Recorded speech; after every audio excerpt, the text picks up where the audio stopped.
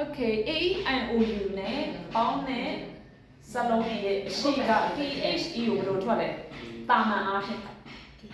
D ဟုတ်ပြီရိုးရိုးစလုံးရဲ့အရှိရောက်ဆိုတော့ there ဒါပေမဲ့လေဆွမ်းနာချက်တင်လိုက်တဲ့အဲမှာ